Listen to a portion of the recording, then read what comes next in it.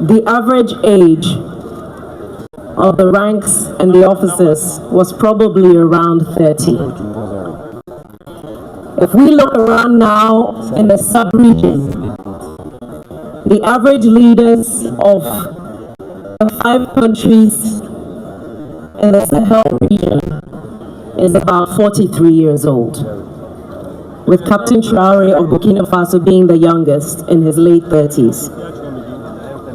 My father, our late president, Flight Lieutenant GHOne, the founder of the NDC, the Fourth Republic, who was the chairman of the AFRC, who was the chairman of the PNDC, passed 5 years ago, just to give us a context on the passage of time.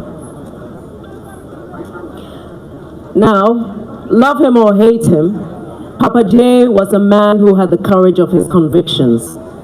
He was a man who took responsibility for his words and his actions, which is more than I can say for some people nowadays.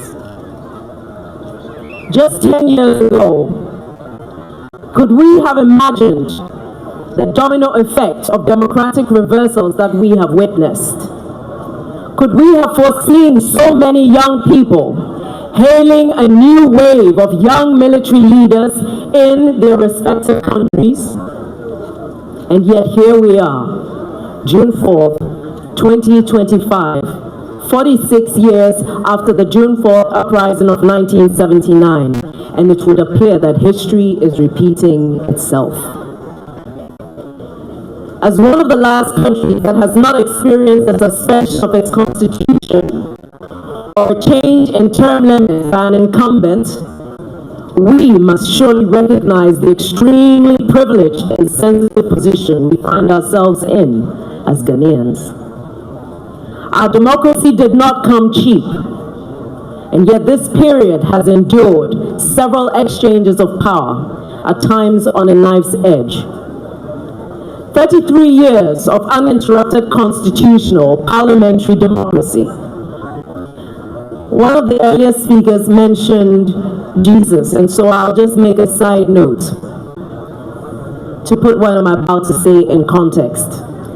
If we've celebrated 33 years of our republic, the Fourth Republic, I think Jesus was 33 when he was crucified and when he rose again. As we embark on the unpredictable journey of constitutional review, we must hasten slowly. We must do so with the utmost caution, given the levels of insecurity and volatility that currently exist around us.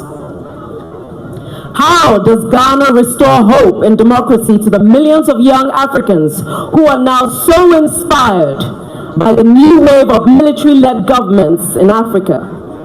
Youth who have become cynical and disillusioned with years of poor governance hidden behind a veil of superficial democratic rule. What do our youth want? The word youth is becoming an abstract concept, even though it is the proverbial elephant in the room. The youth, our young people, are not a homogeneous group, and we must be careful not to pigeonhole our youth. Africa has the youngest population in the world, with over 400